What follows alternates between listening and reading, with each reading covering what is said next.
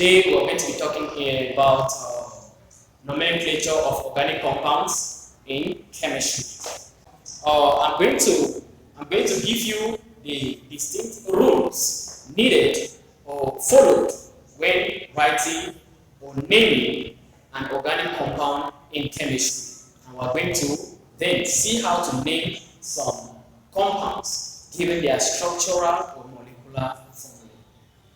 Alright, so organic compounds are named with respect to the IUPAC rules. IUPAC means the International Union of Pure and Applied Chemistry. To begin with, the first rule, we count the number of carbon atoms on the longest chain. And this is going to give us the root of that compound. Because the name of the compound depends on the number of carbon atoms in the longest chain. If we have one carbon atom in the longest chain, we are going to have a prefix. A prefix is the word that comes before at the beginning or placed in front of the name of that compound. The prefix. We are going to have the prefix meth. If we have two, the prefix will be F3. Prop 4, butes 5, pents 6,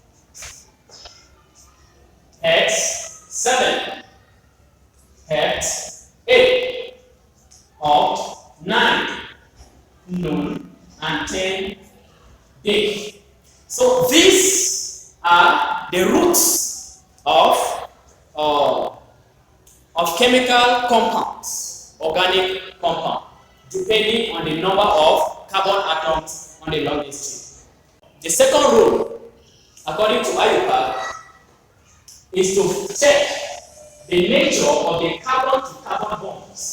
So that's rule 2. We check the nature of the carbon-to-carbon bonds. If we have carbon-to-carbon single bonds, we know it's going to have a suffix. Now it's going to have a suffix at the end, the last letters of the name of that organic compound. If we have carbon-to-carbon single bond, it's going to have A as suffix. If you have carbon-to-carbon double bond, it's going to take in. And if you have carbon-to-carbon triple bond, it's going to take I. So this is the second according to the nature of the carbon-to-carbon bonds.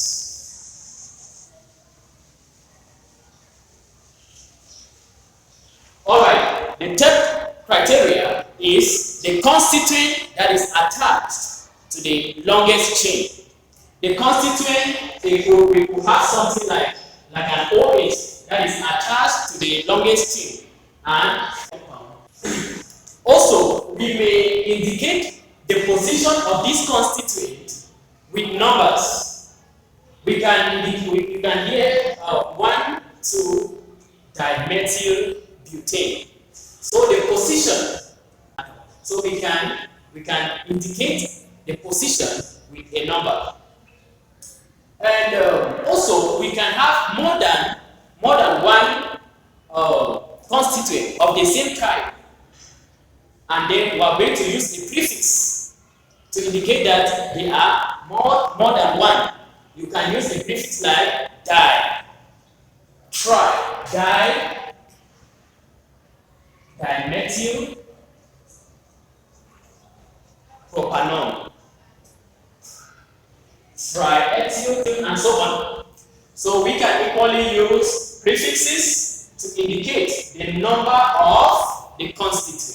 We can equally add suffixes to the name of an organic compound depending on the nature of the functional group.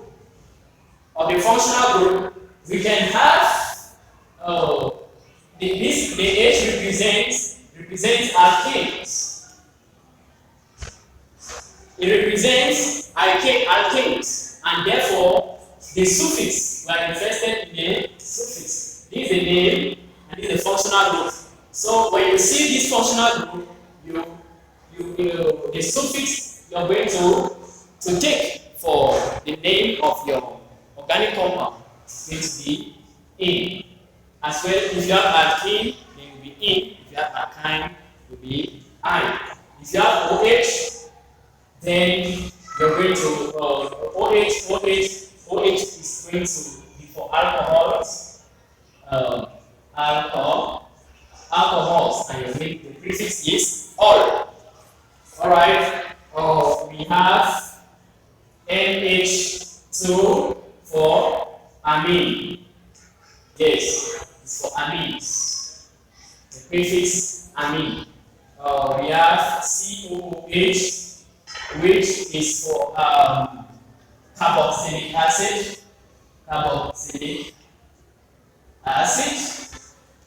And therefore the suffix when you have this constituent is oic acid. You could also have a functional group as such. Alright, then this functional group represents the aldehydes. Aldehydes, and therefore the suffix is al. We could also have the ketones, alright, the ketones, and let me represent the suffix is going to be ol, and let me represent the ketone functional group. Alright, so, and the suffix is going to be ol. There is a lot more. For instance, we have this functional group for the esters, and the suffix when you have an ester is OX. We have ether, this is a functional group, and then finally we have nitriles.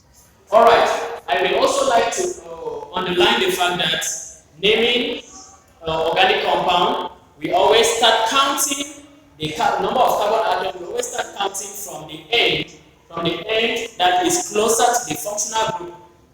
We are going to see this when we are actually practically naming some organic compound.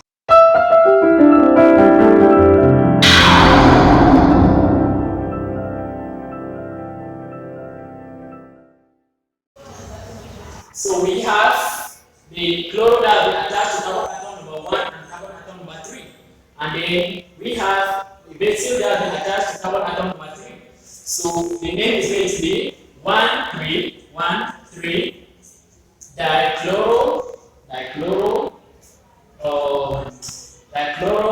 3 methyl pentane.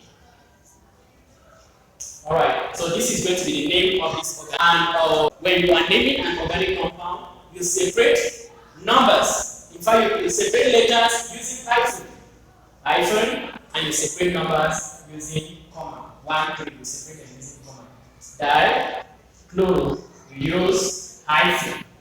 Alright. Now we have the second example before us, number 2. And then we count the number of carbon atoms on the longest chain, 1, 2, 3, 4. We have 4 carbon atoms on the longest chain. So this is going to be a butane. Well, that's the root. Then now we have OH. We have OH attached to the carbon atom number 1. So it's going to be an alcohol. And it's attached to carbon atom number 1. So, and all the carbon to carbon bonds are single. So it is in. The suffix is in. We are going to have butane 1 ol. Now we proceed with the next, which is number 3. And this is what we have. We know this is benzene. And then this is the functional group for esters. And they take the suffix OX. Alright, and this is an ethyl group that has been attached to benzene. This is benzene, and ester. It combines together to form benzoate. So now, with an ethyl group attached, This is going to be ethyl benzoate. Ethyl benzoate. Now we can see benzene and aldehyde. So it is going to give us the name benzaldehyde. Benzal. This is carboxylic acid. This is carboxylic acid. And it has a suffix oic acid. Oic acid. And this is the benzene ring. So when it combines with this, we're going to have benzoic acid. Benzoic acid. Alright, yet another example. This is what we have. CH3. Here, this is an ester, and ester is going to give us the suffix OH. OH. The number of carbon atoms in the longest chain, we have 3 carbon atoms, so we have 4, and all the carbon to carbon bonds are single bond. So it's an N. That's what the suffix N. So this is and we have this is native group that has been attached. Native group that has been attached is a substituent attached. We're going to have methyl propanoate. Alright. Methyl propanoate. If we want to name this, we're going to have ethanoic acid. Ethanoic acid. This carboxylic acid with ethane and a carboxylic acid functional group. Ethanoic acid.